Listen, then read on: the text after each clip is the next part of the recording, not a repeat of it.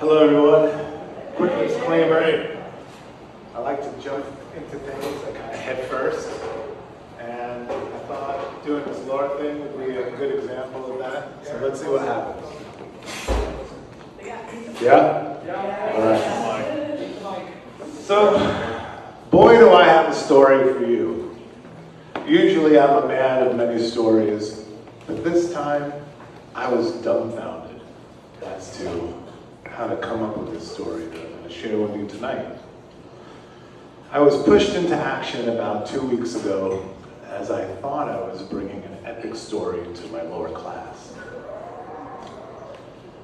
I sat for a little while before leaving the house in my office. I turned on some nice mood lighting, put on a little bit of ambient jazz, fired up the computer, went out to the kitchen, grabbed a glass of water because I got thirsty, and sat down to add some of the details that my lower cohort and Tejal had offered me. And as I sat there, I was frozen. I just sat. And I began to panic. Nothing was coming to mind, so I stopped. Took a few deep breaths, and a wave of inspiration washed over me. And I started editing. I started reading and moving things around and adding some details and taking some details away.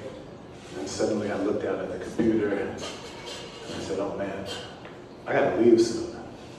So I'd been reading what I had been putting on the paper, but I didn't go all the way through it. So I started reading it and I thought, oh shit.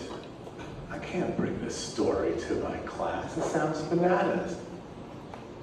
And I immediately became an 8-year-old version of myself.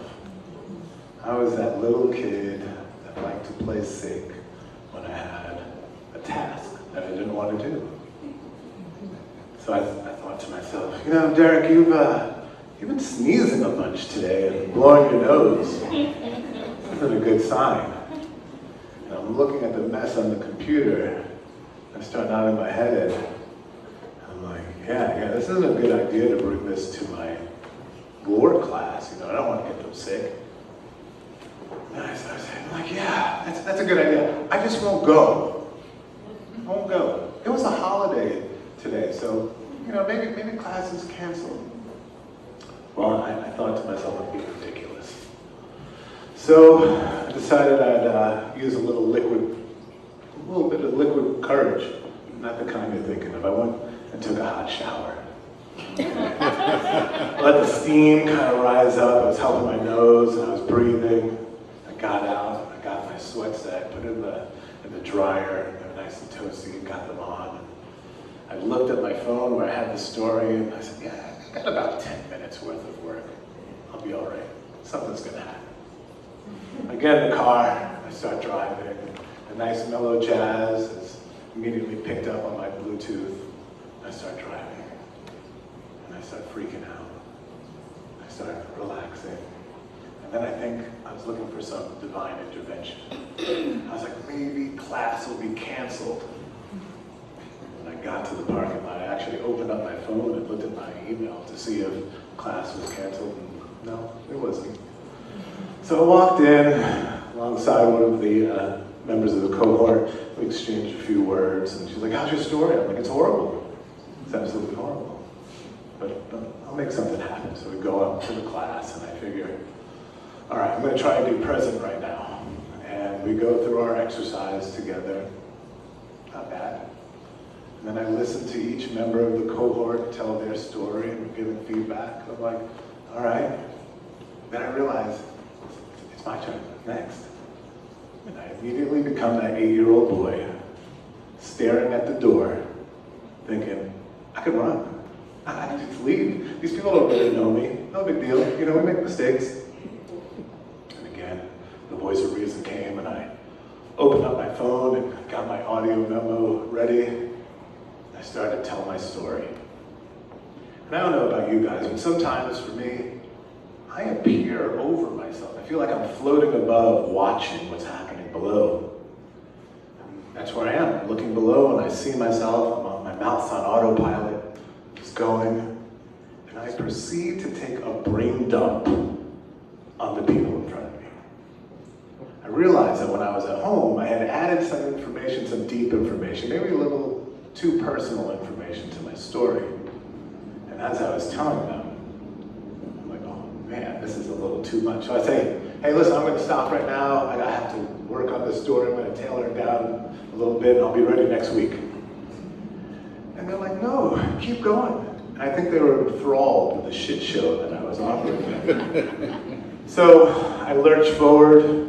I tried to give a little more information, but when I looked at my phone, I was already at 9 minutes and 44 seconds out of this 10-minute thing, and I had maybe 8 more minutes of shit to just spill. So I was like, nah, I'm done. You know, thank you. And the group was so nice to me. You know, I got a few good jobs, and people offered some good details, which I turned into this story, and you know, they told me the parts they liked, and it was all good. But at the end of one of our lower events, our classes, we just sit around and talk about what the process is like. And Jamie, to paraphrase her, she said, you know, when I realized that I wasn't giving a performance, I was just going to be speaking from my heart, it made sense to me.